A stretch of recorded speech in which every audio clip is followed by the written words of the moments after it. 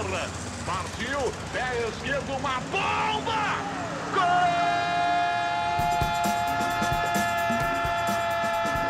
Brésil. Bienvenue au pays qui vit et respire au rythme du football. À Manaus, porte d'entrée de l'Amazonie, on n'en est pas en reste non plus avec le ballon rond. C'est ici qu'a lieu tous les ans le Peladão, plus grand concours amateur de foot du monde. Pendant 6 mois, 700 équipes s'affrontent aux 4 coins de la ville. Mais à Manaus, le football n'a pas le monopole des rondeurs. À l'autre bout de la ville, répètent les filles qui font du Peladão une compétition à part, hors norme.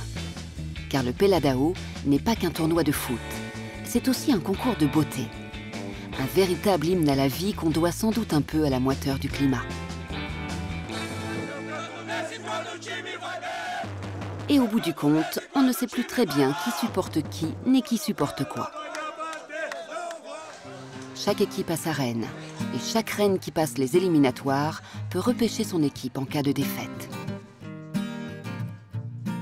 En me faufilant dans les vestiaires, je choisis ma reine, Erika. C'est elle que je vais suivre et son équipe, à l'occasion de ce week-end marathon des quarts de finale, où belles et sportifs concourent en parallèle.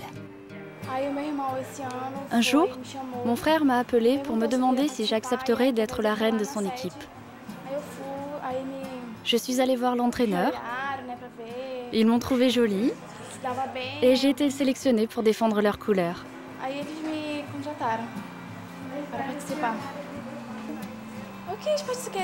C'est une belle expérience. Et puis j'aimerais bien gagner le premier prix. C'est une voiture, c'est toujours bon. Ce que j'espère, c'est d'avancer le plus possible dans la compétition, tu comprends? Chaque fois aller plus loin.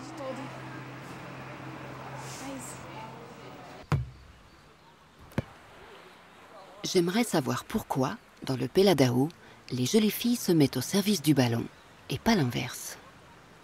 Je me rends sur les rives du fleuve pour retrouver Arnaldo Santos, organisateur de la compétition qui arbitre ce jour-là le match des futurs champions. Le ballon a toujours été la chose la plus importante de ma vie. Le ballon, pour moi, a été comme un biberon. Je dirais même comme le sein de ma mère.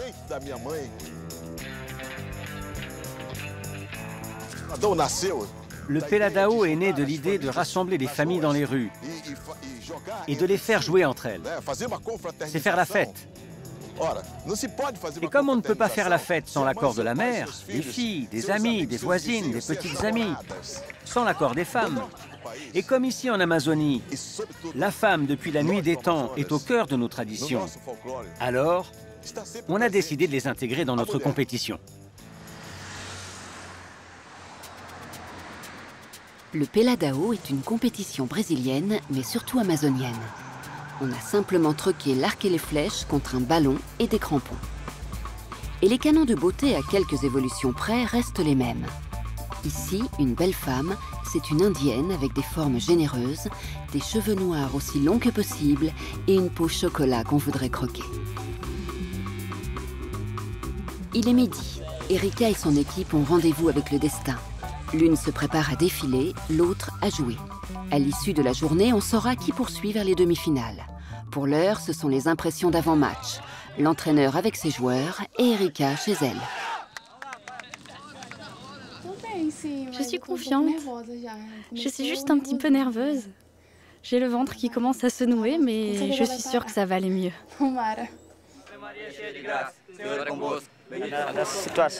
Aujourd'hui, on joue à domicile. Donc l'équipe adverse va devoir se mettre à genoux et implorer notre pardon. Personne ne nous a encore battus.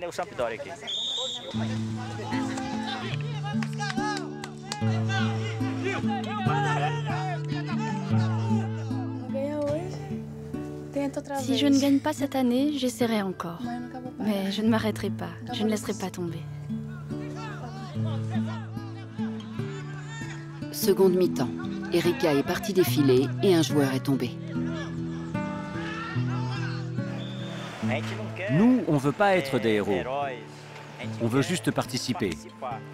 Et s'il n'y avait que moi, on n'en serait pas là. Tu devrais aller voir ma femme. C'est elle la présidente du club. Je lui dois tout.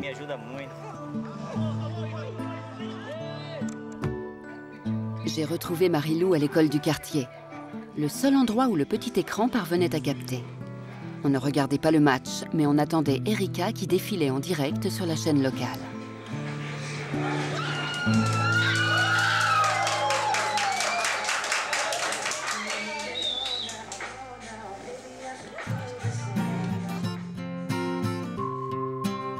Sur le plateau, les filles exposaient leurs plus belles courbes. Elles se regardaient, se jugeaient. La tension était palpable. Erika, sur une faute de style, fut éliminée. Chez Marie-Lou, on avait passé le cap des réjouissances. Ce n'est pas ce que j'espérais. Mais en participant, on sait qu'on est là pour gagner ou pour perdre. Mon cœur est triste naturellement, parce qu'on a beaucoup travaillé pour en arriver là. Maintenant, il faut que l'équipe de foot gagne, si Dieu le veut, et il va le vouloir. Retour sur le match. Est-ce Dieu qui a fait en sorte qu'il y ait faute à ce moment précis?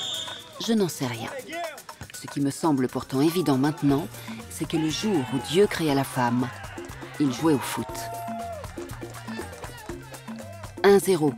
L'équipe a gagné et s'est sélectionnée pour les demi-finales, sans sa reine. Mais le Peladao, c'est la vie.